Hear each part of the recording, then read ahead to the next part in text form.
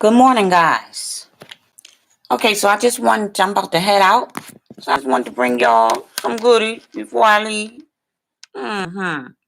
Okay, so you might be familiar or not with a young lady by the name of Madyson Marquette, I believe I'm saying it right. And she had the privilege of testifying in JB. I ain't gonna say his name because that's gonna trigger them. Tribunal. And I had a video for you of the actual her speaking and telling her story. However, they took it down. When I went to click on it, it says this video is unavailable. So we know what that means. But anyway, Madyson, I believe I'm saying her name correct, Marquette. And at the tribunal, I can't even talk. At the tribunal, President Trump was there in the background of their foreground. And you'll notice that she did not want to be under oath.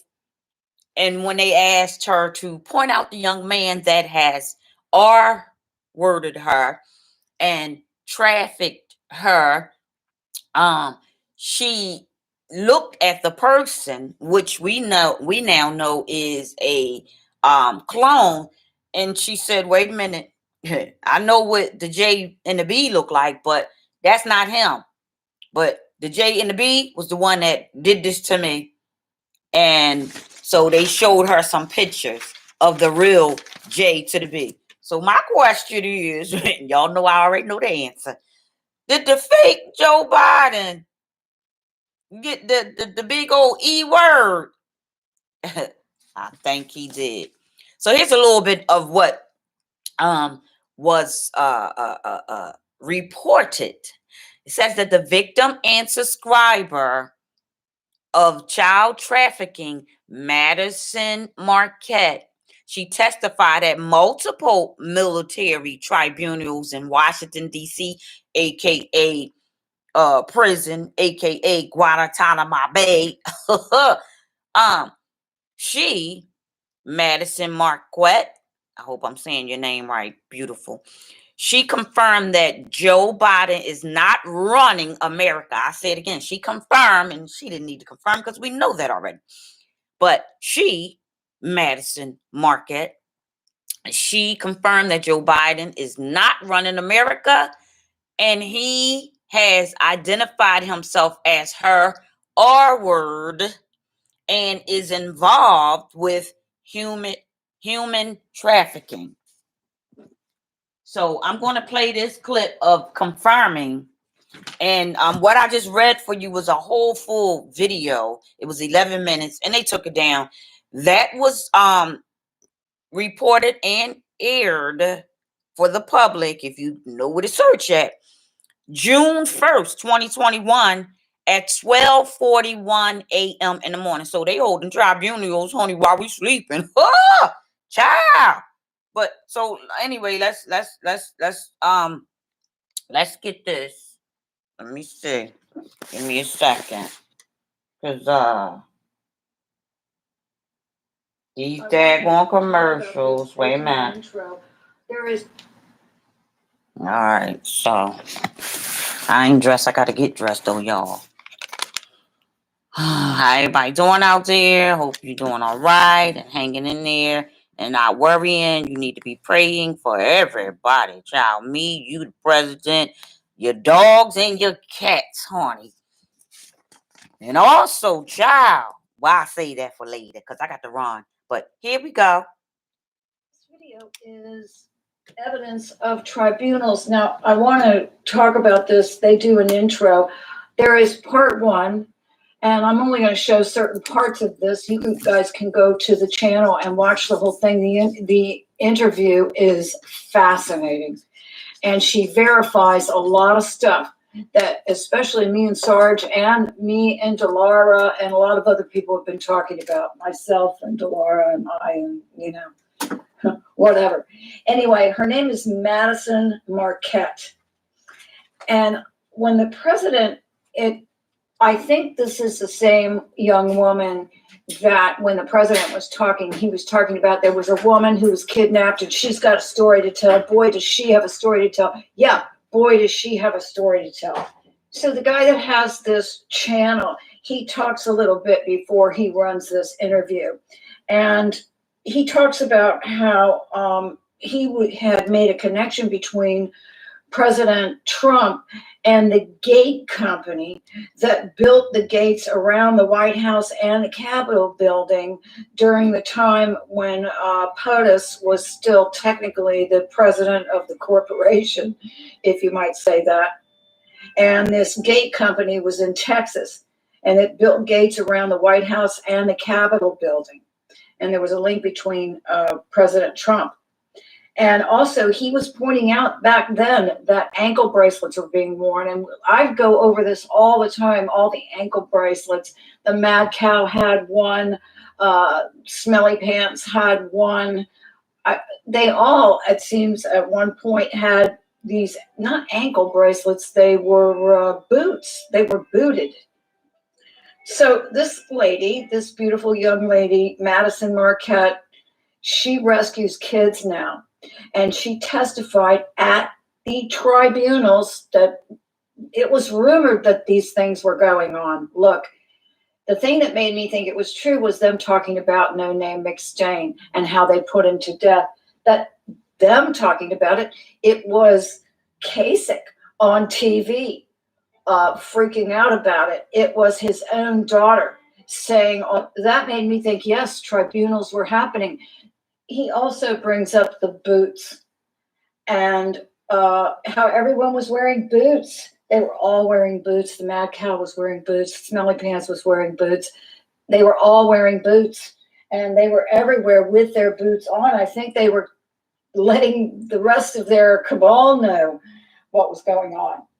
And there were so many other clues. I mean, Sergeant, I've been over these, but just real quick, just the fact that the executive orders are still in effect should say everything. I mean, these executive orders were just take all of the executive orders that would have been 5 seconds.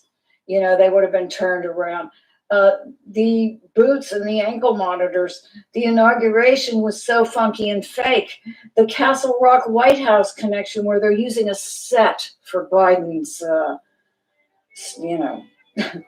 whatever you want to call it. The Marines turned their backs on Biden. Arlington, they did a salute to Biden at Arlington Cemetery. And there's so many other things, not the least of which they would have been rounding us up. These people were foaming at the mouth. They were after us. They made numerous threats towards us. So I believe this lady 100%. And you can hear, well, let's just listen to her for a minute and then we'll talk about what she says. I testified over 100 times against the elite and globalists. Some I've spoken out against. Some, again, I can't speak of because I'm under a gag order, and there still are arrests that are happening at this point in time. So yes. So I actually got, so I'm suing my traffickers. I had filed lawsuits against my traffickers. So I have an attorney. My attorney had called me and said, you got a subpoena, but we need to meet. So I didn't know what that meant. So like, okay. So I went and met with her and she's like, this is not your normal subpoena. It's a military subpoena. I'm like, what? I don't understand. She's like, well, this is you have to go testify in a military court. And I said, I don't understand. I'm not military. Why would I have to do that? I was very confused, right, of why I'm going to go testify. She said, well, because your evidence and things have gone into court, you need to go testify in their criminal case and they've been arrested by the military or they're under trial in the military. So I go, okay, I will go. And at first I didn't want to because, again, I'm putting myself at risk by going and saying this stuff happened to me, putting myself at extreme risk. So I said, fine, I'm going to go. I went a couple times. I mean, I was going back and forth to DC multiple times. I'm like, listen, I just need to go where I do bust out all the tribunals at once because this is exhausting. So this person, Alice in Intel Land, has a sense of humor. And of course, they've got the president, you know, he's like the master of all of this. He is working with the military, and what they're saying is lurking in the background is Donald Trump. But what she's talking about is hugely serious, in my opinion. And I believe it's important that people at least give it some consideration. I believe this is exactly what's happening. And, you know, I do have a life and job and kids and like, let's go. So I went out, testified over 100 times against multiple people, one of which who was Joe Biden. He was the very last person that I testified against. You know, it's hard to make, like, let me just say this before I'm going to get into all of it, is going and making that choice wasn't a choice about me. I forget that this to me was, I either serve my country and love my country so much that I'm going to go sit on a stand and have a better future. And so to me, it was a calling that I had to go do, as hard as it was. So when we did the tribunals, and Claire and I had talked about this a couple times, Joe Biden was there. Well, Joe Biden, right, was there. They kept saying identify who he is. But how do you identify someone in a courtroom when it's not, you know that that's not him? Like, you seem like you're going crazy, even though you're not crazy. So you're like, okay, I can't point at him. I can't say that that's him, because then I'm creating a treasonous act against the country because I can't identify. So I said to my friend, I'm not going to identify him, but how, like, he is guilty. So what they did is, because I do have evidence of all my rapes and torture, and when I speak out, I don't speak out against anyone that I don't have actual physical evidence against. I don't have any evidence on me whatsoever. All that evidence is across the world and across to different people. But in the court, I said in the videos, this is who that is. Because I wasn't going to identify a man sitting there that looked like him, but wasn't him. Because you feel like you're kind of like going a little bit cuckoo, right? So what she's saying is Joe Biden, the vice president, is not the same Joe Biden. It's two different Joe Bidens. So Joe Biden raped her, and they had, I think, a lot of evidence against Joe Biden, but she knew the person that was sitting there was not Joe Biden, was not the same, through a lot of torture. And I believe this is the woman that, her name is Madyson Marquette. And I believe this is who the president was talking about. And he talked about how brave she was and everything. And I'll say, if she's coming out, if she is the one that is going to, well, any of them are brave that come out at this point, knowing what we're up against here.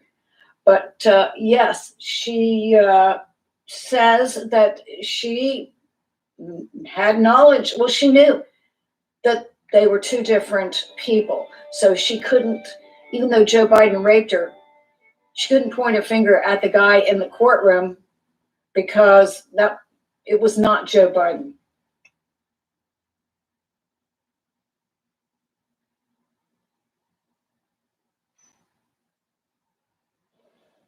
The Senate is not in a quorum call. Thank you, Mr. President.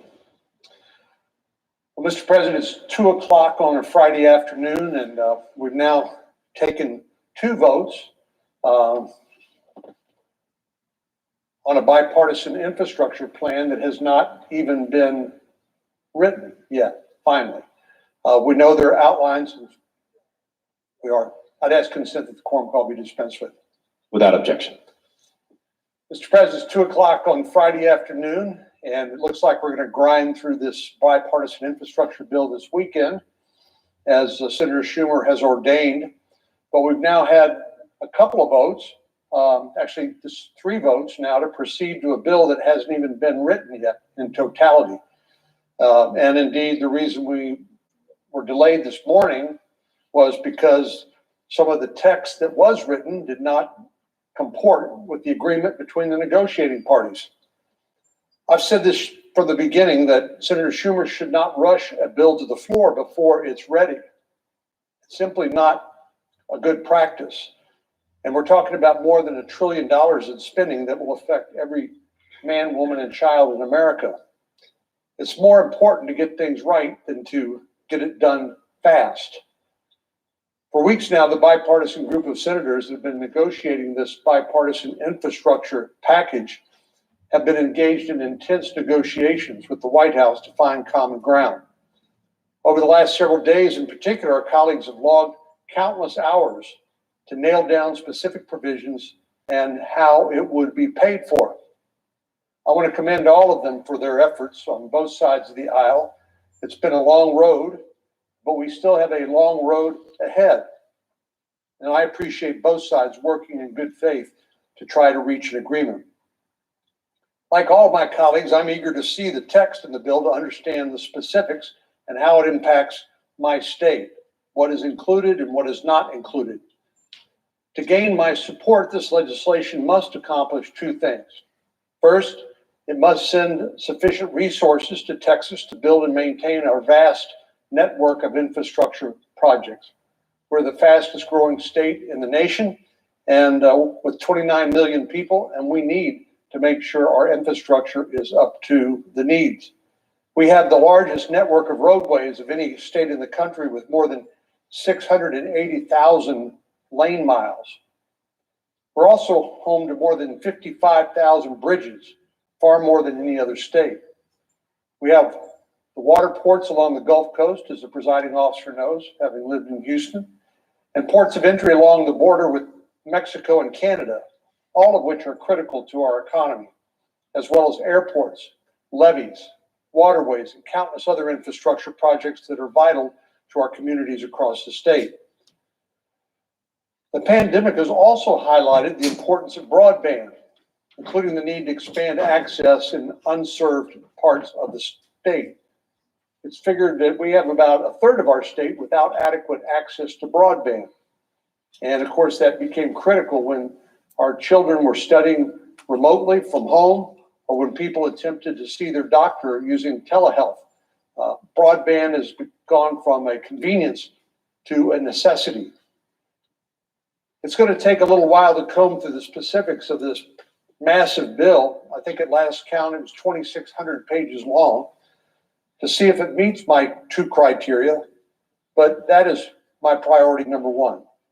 But my second criterion, this bill must include a real plan to pay for these infrastructure investments in a responsible way. We've had to spend a lot of money in the last 18 months. A lot of this money was borrowed money because we were engaged in an emergency, a pandemic. But now our debt to gross domestic product is really roughly to what it was after World War II. And I agree that most of that was necessary, at least the bipartisan bills that we passed. I think there were a total of 5 last year. But now is not an emergency when it comes to infrastructure. Now this is the bread and butter of legislating. And we've got to come up with a responsible way to pay for the money that we intend to spend. The current draft of the bill, I think, is lacking in adequate pay-fors. Senator Portman, the senator from Ohio, said that the Congressional Budget Office would not give the writers of the bill credit for some of the money that is in fact real, some of the repurposed money from COVID-19 that was used for, or not used for, federal bonuses to state unemployment, which was at one point rejected by the governors because people were being paid more money not to work than to work. So there was a pot of money to offset some of the spending. But I think there are additional pay-fors that have been overlooked. So I'm in the process of drafting amendments to this bill, including new pay-fors. And I hope these amendments will come to a vote on the Senate floor. I support the efforts of our colleagues on a bipartisan basis to negotiate the current package. I think they've done us a great favor. But the fact of the matter is the rest of us, the 80 of us who did not participate in those negotiations, have a right and a duty to participate in writing this legislation too. And so it would be a terrible mistake for the majority leader to refuse to allow members on both sides to offer amendments which could pass and could improve the underlying bill. It goes without saying that this bill did not go through regular order, which is nothing more than saying it didn't go through the normal committee process. But the benefit of going through the normal committee process is both majority and minority members get a chance to participate in writing a bill in the committee even before it comes to the floor. So now that we've got a bill that was negotiated, and which I suppose at some point we will see in the light of day, but one that was negotiated by only a small fraction of senators, it's even more critical that we have an open amendment process. As I said earlier, a transportation infrastructure bill ordinarily would go through an arduous process through, I think it's at least 3 standing committees, through the Banking Committee, through the Commerce Committee, and through the Environment and Public Works Committee. But that did not happen here. The bipartisan group of senators did find common ground among themselves, and now it's time for the full Senate. Hey, Kathy L, how you doing? Improve this legislation. I didn't mean for this to go on, but we could go ahead and watch it because it has to do with. Our friend Senator Portman, the senator from Ohio, said the bipartisan group is committed to having a fair process and allows both sides an opportunity to amend the bill. Senator McConnell has also called for a robust bipartisan floor process. So I would encourage Senator Schumer, the floor leader, to accept amendments from members of both sides of the aisle to strengthen the legislation and ensure that it meets the needs of our constituents. There's no question that the roads and bridges across the country are in need of repair. Every year, the American Society of Civil Engineers evaluates the state of our infrastructure and issues a report card to let us know how we're doing. Well, America is barely passing with a C-. Texas is faring slightly better than the rest of the class with a C. But it's time, as you can tell, for us to invest in our roads and bridges and the ports and waterways that fuel our economy and the broadband that keeps us connected. I've been disappointed that Senator Schumer has seen fit to try to force us to vote on a bill that does not yet exist in its entirety. But I hope we can now pump the brakes a little bit and take the time and care to evaluate the benefits and the cost of this legislation. And I hope that there will be an amendment process available to both sides of the aisle to ensure that our infrastructure investments are made fairly and they are paid for responsibly. Mr. President, I yield the floor. And I note the absence of a quorum.